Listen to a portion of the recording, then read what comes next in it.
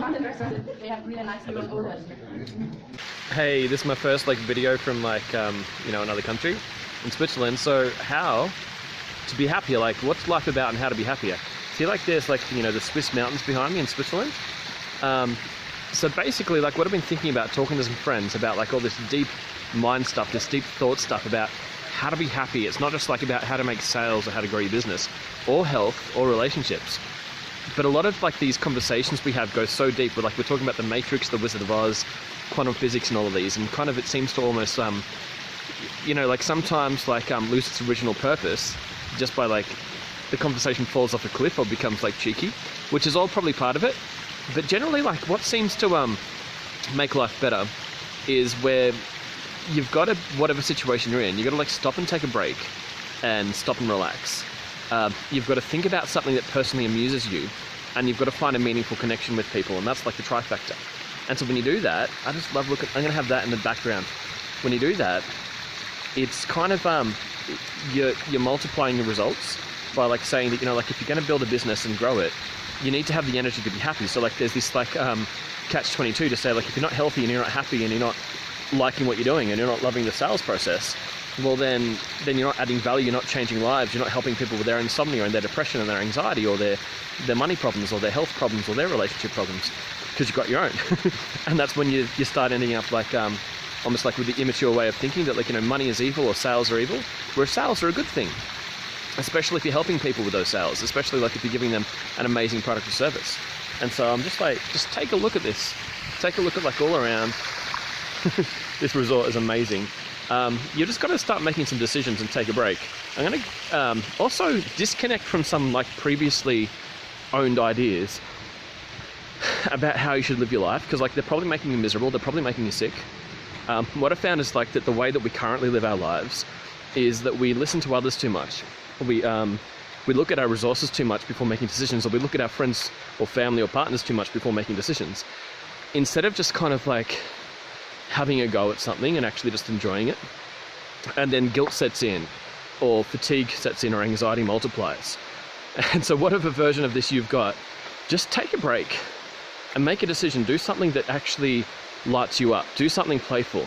It could be the smallest of things. I'm just looking at this little puddle around this tree.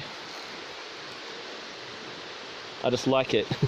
I just find it amusing for some reason. So that's what I mean. Find something that you just like.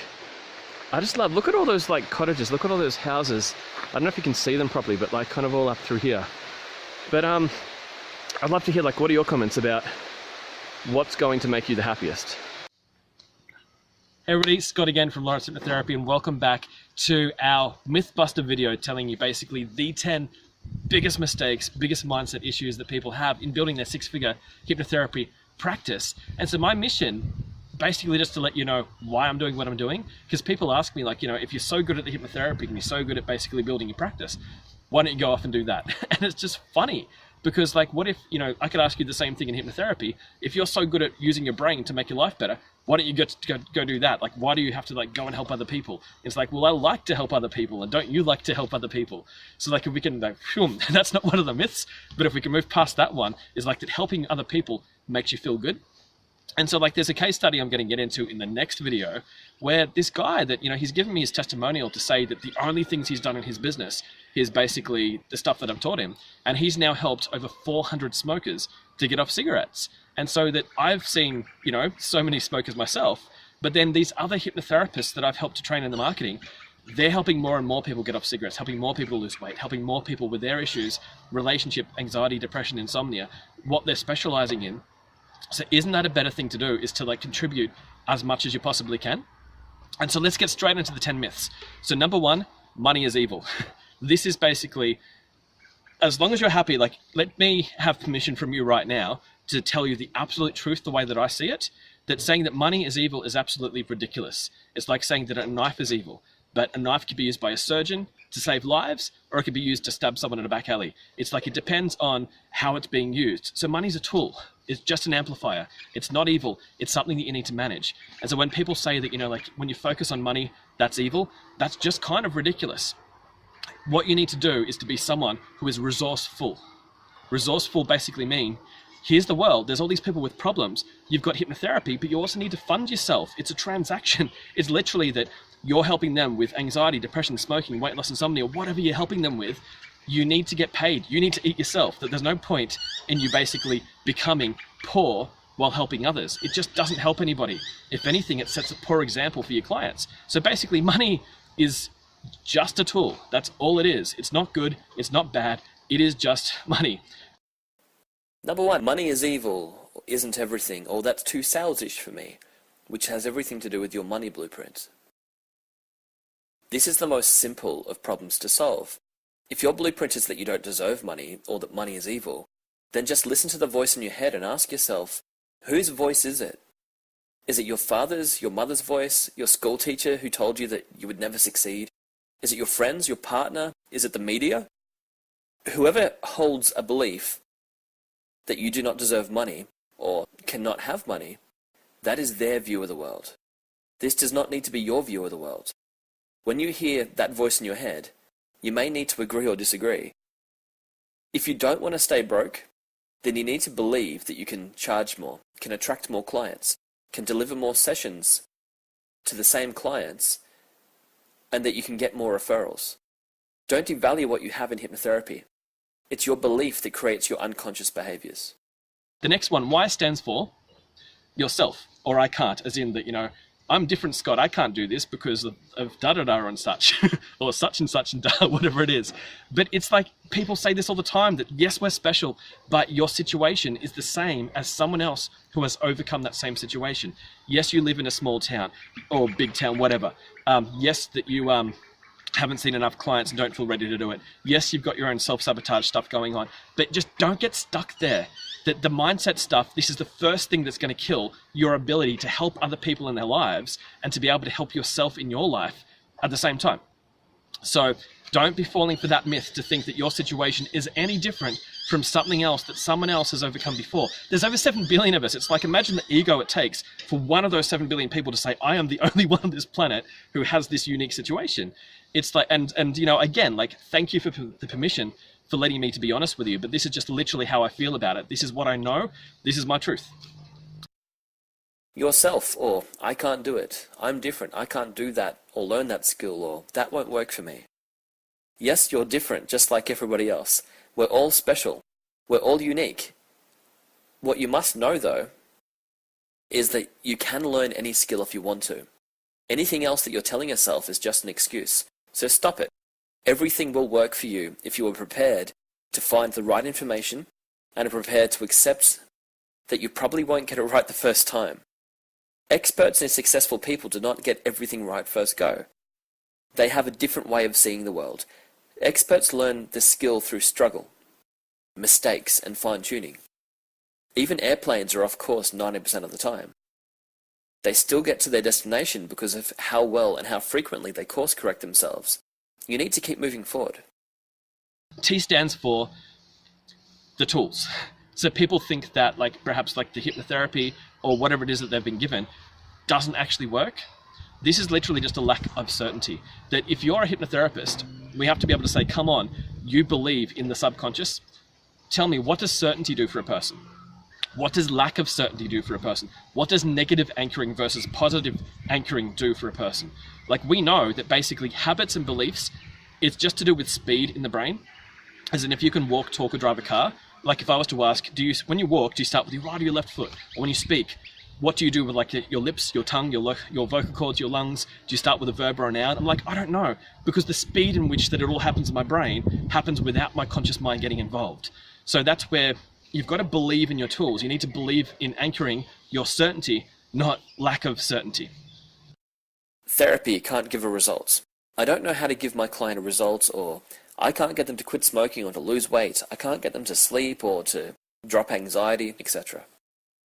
This all comes down to confidence. If you don't know something, then go learn it, practice it, because that is the only way to master anything. No master of any skill was ever born automatically knowing what to do. The difference between talent and skill is that talent is free. It's natural and it gives you a tiny little advantage over others. But skill is not free.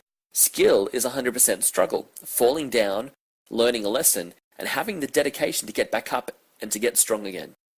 Skill only comes from research and practice. That's it. Everybody starts off bad, and I mean everybody. So give yourself permission to keep learning, keep making mistakes until you have learned how not to make those mistakes anymore. Next letter is H for high prices, where people say, that people won't pay $200 an hour.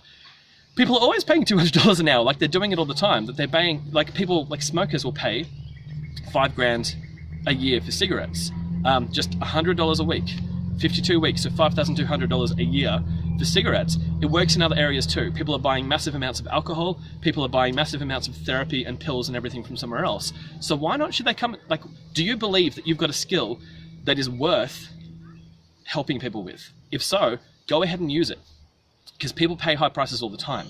They just do. So don't look in like your own pocket and kind of say, I can't afford my own program, because that's one of the biggest things that will sabotage you, that you never know how much someone in the next house next door to you earns. Unless you're looking at their tax returns, you just actually don't know. It's that we just tend to assume that everyone's at about the same level. People who are on, $1 million a year tends to assume that's about an average. People who are on 40 grand a year or 3750 tend to assume that's about an average. It's called the Dunning-Kruger effect, and it makes us feel that however we are is how everyone else is, and they're not. They're just not. People basically, they live very different lives from each other. They earn very different incomes from each other. High prices, or clients won't pay that much. Clients won't pay a high price for hypnotherapy, or customers don't have much money, even though smokers pay $5,000 a year on poison. Be honest, have you ever found yourself saying this or heard other people around you saying it? If so, you've got to look at money from a new perspective. You should never assume that your customer doesn't have money. If your customer ever complains about how much you cost, then they are not your customer. It all comes down to the go where you're celebrated and not where you're tolerated rule. If you try to please everyone with your pricing, then you'll end up pleasing no one with your service. Rule 1 of business is never, and I mean never, put a cap on your income. End of story. The next one, B stands for blame. And this is where, if you've heard of the cause and effect, you want to come from cause and not effect. So coming from effect is where you say, I can't because of external factor, versus the resourcefulness, which is to say, I can because I'll make it happen. I want to know, find me the person on the planet who's achieved the goal that I want to achieve, and I'll get them to tell me how to do it, and I'll copy the same steps that they're doing, and I'll bring my certainty to it until I achieve the goal that they've achieved as well. And for you, if it's like to produce a 6-figure hypnotherapy practice or a multi-6-figure hypnotherapy practice, to change as many lives as you can, again, with those niches of anxiety, depression, weight loss, or whatever it is that you're doing, relationships, divorce, couples counseling, whatever it is that you help people with, copy the experts, copy the people who know what they're doing and can explain it and are giving you these. Don't do this alone in isolation, because that's what blame is, basically just giving someone else your power. Whereas taking responsibility is to say, I own my outcomes, I own my situation, that this is the life that I was born into, and this is the life that I'm going to use. Blame, or the cause and effect mistake. It's someone else's fault, which is really outsourcing responsibility, or I'm waiting for someone else to do it for me. This is perhaps the worst mindset to have in business. As the book Above and Below the Line states, there are below-the-line behaviors and above-the-line behaviors. If you're blaming, denying, making excuses, then you have to start living above the line. If you are taking responsibility, accountability, and ownership, then you are much more likely to succeed. People forget that the story that we tell ourselves becomes the behavior of our character. If you believed that you were standing on buried treasure and that you could fund your life's adventures, would you dig to find it? The Wright brothers who invented the first plane, or Thomas Edison who invented the light bulb, and Mark Zuckerberg who created Facebook, all have something in common. They took responsibility for the situation. When the going gets tough, they took ownership of the outcome and made themselves accountable for learning the lesson that life threw at them. Fool me once, that's okay, but I will not be fooled twice. So the U stands for undersized market. This is the one that says, there's not enough hypnotherapy clients. So this is the joke I like to make about this one, because imagine a baby is born and the doctor pulls the baby out and goes, oh, that one's a hypnotherapy client. Another baby's born, oh, no, that one's, a smoker. And then another baby's born and, oh, that one's another hypnotherapy client. There aren't any hypnotherapy clients in the world. What there are people with problems and ambitions. There is nowhere near as many people typing in hypnotherapy into Google as people who are typing in weight loss into Google, or how to cut down sugar into Google. So you don't have an undersized market. You've got people who want to lose weight, who want to quit smoking, who want to cure anxiety, who want to cure depression. These are the people. Your competition is not other hypnotherapists. Like, I was having this conversation with a lady where she's doing quit smoking hypnotherapy, and she's like, there's a guy next door who's doing weight loss hypnotherapy, and so he's my competition. I'm like, why? You don't even do the same thing. One of you gets people off cigarettes. Your competition is cigarettes and patches, pills and gums and sprays and stuff. And the other one, like, who's doing weight loss hypnotherapy, this competition is donuts and burgers and diet pills and Jenny Craig and like all those potentially competition. They're not actually helping each other with the same issue. So when someone types in quit smoking, the weight loss guy doesn't come up. And when the weight loss one, when someone types in weight loss, the smoking one doesn't come up. So it's not an undersized market. It's basically people who haven't got their marketing message right. Undersized market, or there's too much competition in the industry of hypnotherapy. This has got to be one of the worst propagated lies holding people back in the whole hypnotherapy industry. Hypnotherapists do not compete against each other. A hypnotherapist who performs well adds value to the total number of people seeking hypnotherapy. The person who is most likely to buy a self-help book is someone who has already bought a self-help book before. So often, hypnotherapy clients will see 6 or even 7 different hypnotherapists until they find the hypnotherapist that most resonates with them. If a client calls you and says that they've already seen 6 other hypnotherapists before, are they really going to be a challenge for you to convert on a phone call into a paying client? I mean, think about it. 6 other people have already converted them. Why should you be the first person in 7 that didn't manage to convert them into an appointment? And then the S for system, when people say, I don't have a system. How do you cure this one? Like we just talked about it, it's literally, you follow the expert, you get a system from someone else, you copy the people who already know how to do it, you make it your own, and you go ahead and do it. System, or no plan, or I don't know how to do that, or I don't know how to make it work. Many people get stuck at this point instead of gaining clarity.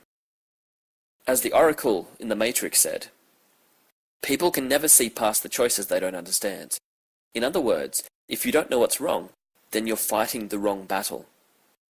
You need to reword the problem before you can move forward. If your problem is that you can't move forward because you don't know how to move forward, most people will just get frustrated and give themselves pain. Reword the problem this way. Say, what is it that I need to know that I don't know yet? Specifically, what problem would it solve if I knew the answer? Who should I ask for the right information? If you don't know something, your first mission is to gain clarity. Ask an expert. Don't just suffer in silence. You know, it's easy to get upset if you don't have a plan, but there's a difference between not having a plan and there being no plan out there. People have done this before you. We call this technique modeling. It's when you copy the steps that others have used for success over and over and over again. All science really is modeling when you think about it. It's testing and repeating the test. We come up with a rule and we test it to see if it's true or not. Modeling business success is no different. T for time, when people say, I don't have the time to build a hypnotherapy practice, this is the question where I like to ask people. This actually stumps people, believe it or not. How much time don't you have? As in, like, if you, to build a hypnotherapy practice, how many hours does it take? How many years, months, weeks, whatever does it take? And they're like, well, I don't know, Scott. So, well, then if you don't know, then what's the deficit? Like, if it takes 20 hours and all you have is 18 hours, then you're 2 hours short to build a hypnotherapy practice. But people don't know how many hours short they are. They're just overwhelmed because, again, they have no system. So this is really just an overwhelmed statement people have. This is blame again, where people say, I don't have the time. Well, it's not that they don't have the time. It's that they just haven't got the big picture map. They haven't had the small picture steps and started to do them one by one, and they're doing it all by themselves. And then 5 years pass and they're still going, hey, there's no hypnotherapy industry. And then all these other hypnotherapists are just killing it out there. And then the ones that are blaming are just going, hey, there's no hypnotherapy industry out there. So this is where you need to reach out. You need to not do this alone. Time to start a practice. Again, this is simply a perception caused by an unrealistic understanding of how long it actually takes to start a hypnotherapy practice, followed by a lack of inspiration due to cramming. All you need is 2 things: a map, or what you call a business plan, and a realistic expectation of how much you should achieve in any given day. If you don't know how long it takes to begin your practice, then you have no way of deciding that you don't have enough time. Does it take 5 minutes or 5 years? The truth is that there are relatively few steps in actually putting your clinic together, your advertising and your program together. Most of your time is spent not on actual work, but on learning the skills that you lack and waiting on people to get back to you. The second problem comes from trying to squeeze in an unrealistic amount of productivity and inspiration out of any given day. When you try to get 2 days' work done in one day, your brain shuts down. You will never be inspired by cramming too much expectation into any single given day. So slow it down, take your time, and just make your map. And then E for economy, when people go, oh, the economy's down at the moment. It's like, well, the economy's down for Blockbuster, but the economy's up for Netflix, because Blockbuster, what did they do wrong? They didn't evolve. They didn't change with the times. It's like when, oh, the economy's down for bookshops, but it's up for Amazon. Does that make sense? Because it's not that the economy's up or down. It's that just economies change. People are spending money. It's just that people change what they spend their money on. What people used to buy, they've stopped buying. They're not buying typewriters. They're buying smartphones now. That the same is going to happen like when with taxis and Uber disrupted it. It didn't break the economy. It changed the economy. Does that make sense? And so that there are so many disruptible markets. Hypnotherapy is a brilliant way to actually be one of those market disruptors. You're actually in the lead. Like that if you used to work at Coles or Safeways or somewhere, and used to basically kind of like work on the register, and now they've brought in all of these like auto registers. Now they don't need as many staff. They just have one person supervising like 20 auto registers where the customers kind of just do the work themselves. That's basically the economy changing, because now those jobs don't exist, but there's more jobs in more the creative stuff, the counseling stuff, the hypnotherapy stuff, the coaching stuff, if that makes sense. And do just a little bit each day. Let's say that you have a list of things to do today that you know that you won't finish. You want to clean the house, write your CD script, all 6,000 words. You want to spend time with a family or your partner or friends. You want to go for a run. You want to meditate for 30 minutes. You want to work for 9 hours. You want to sleep for 8 hours. You want to eat, drink plenty of water. You want to read a book, read the newspaper, watch TV. Honestly, do you think that you will get that whole list done today? You need to let go of some things on some days. If you don't block out time, then you won't get things done. You need to change your priorities from time to time. Slow and steady inspires the mind and wakes you up. Economy, the next myth. Economy. It's tough out there. The economy is down. It's not actually tough out there. The economy is going through a change. The economy is simply the collective purchasing decisions made by people. Money doesn't go anywhere. Money changes hands. All of our money still exists on this planet. To blame a lack of clients on the economy is to give away your power. It is to externalize responsibility. Money goes where it is most appreciated. If people aren't paying you money, then you have not yet demonstrated to your customer enough reason and enough value.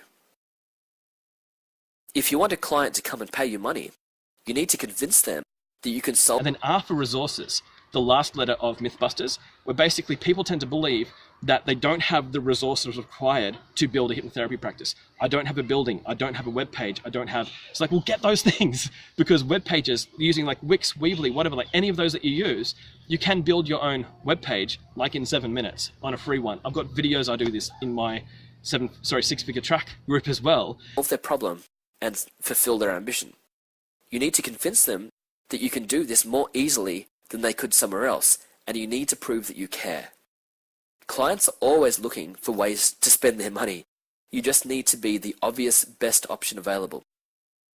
We have seen time and time again people selling heaps of low-quality products and services while other businesses with much better quality go broke. The problem is not your product or service. The problem is how you communicate your product or service to your clients. For example, can you make a better burger than McDonald's? I bet you can. However, can you sell as many burgers as they can? It's not the product. You need to get the right message to the right market using the right medium. The final myth, resources. It's too expensive to set up a practice. I don't have the money. What are all of those costs that you think that you need? Web pages can be free these days. I can show anyone in minutes how to record a sales video on a smartphone, upload that video to YouTube using the same smartphone. And so, taking a break from the myths for a second, what I want you to stop and pay attention to, like if you're writing notes, just put them down for a second and just listen to this, because it's the basics that's going to get you there. So across the top, people have like, there's these core basic skills that people need, but across the top, there's these advanced skills that make those basics work better. But if you don't have the basics, you shouldn't be looking at advanced skills. So like, let's say that what I have like in my 6-figure track program, like in my $5,000 coaching program, where I help student hypnotherapists to hit 6 figures. And so the 3 focuses that we have is gain leads, as in like be putting leads, put ads out, like just go ahead and do it, like put ads out into the market, give people what they want, and then book them in or warm them up and book them in. Have a web page with an offer where you can then book them in, or they can opt in for you to call them so that you can book them into your 8-session program. And then finally, the service, have a program ready so that you have a framework in that program so you can go ahead and deliver a really great service. If you don't have leads, bookings, and service working together, then all of that you run across the top, all of those advanced skills, which may make you feel good, going out and doing like another Facebook course or another whatever course, may make you feel kind of good temporarily. Or if you become a study junkie and you go, well, I'm going to go out and study another, hypnotherapy course, another train the hypnotherapist course, another train the trainer of the hypnotherapy course. That stuff may make you feel good temporarily, but if you haven't set up your core, then you're not focusing on the right spot. We've busted the myths, but basically the urgency is that if how you do something is how you do anything. If you don't take action today, some action towards building a hypnotherapy practice, then you're not going to do it next year or the year after. Does that make sense? It doesn't matter. Let's say like if you've got a day off today, that's fine. But the next day the next day that you dedicated to saying, hey, I'm going to do this, then go ahead and start building leads, bookings, and service straight off the bat, just those 3. If you do those, you're focusing on the right thing. Does that make sense? Because the urgency is, if you look back, let's say perhaps for a lot of people, this will be true. Look back 2 or 3 years. What promises were you saying to yourself that in 3 years, this is where I'll be? So this is what the urgency is, that nothing in your life will ever change if you don't start taking action now, because this is habit forming. It's like the same as how you walk, talk, and drive a car. It's habit forming. The same as if someone says, I'm not going to quit smoking today, I'm not going to quit smoking this month, I'm not going to quit smoking this year. It's habit forming. They'll probably never quit smoking because they haven't basically made that commitment. They haven't made that decision. So that we need to, like in the program, so the 6-figure track, there's a case study next week I want to show you. So a guy that basically I've helped him to help his clients to get off smoking, and I want to talk to you about exactly how we did that in the case study next week. And so that what's really required here to make this business happen, if I could just leave you like with one piece of advice, it's that make sure that you're living your own message. If you're a hypnotherapist without goals, then something's wrong. If you're basically saying like, I'm happy where I'm at because I don't want to grow yet, that's just habit forming. If you're a hypnotherapist, you are a thought leader. You believe the subconscious is a real thing if you're a hypnotherapist. If not, you shouldn't be a hypnotherapist. You need to have goals. You need to be moving towards your goals. You need to sometimes calm down and sometimes hustle up to basically get moving, but do it in a relaxed way. Live at your own pace, but start moving now, because like there's no better time than now to start moving. So I want you to tell me at this video, basically at the end of this video in the comments, tell us like your biggest takeaway. Tell us the wins you've had in the industry. If like you're already winning, if you're already doing really great, congratulations. Tell us about it, and we'll get around each other, because we're a tribe. We are the hypnotherapy tribe. If you have had stretches, things that you know that you need to change, things that you need to focus on this week, tell us about that, and tell us that you're committing to make those changes. If there's basically a big takeaway from this video that you've learned, tell us in the comments what your biggest takeaway is. Or if there's like a big, a learning, like say that the biggest thing that you know that this video has made you realize something, tell us that.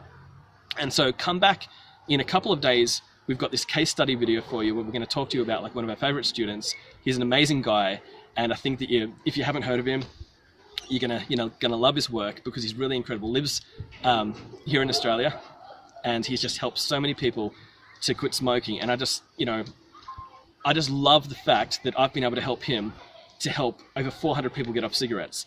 Until next time, like, go out there and take some action today. I'm Scott from Lawrence Hypnotherapy. We'll see you in a couple of days with a case study video.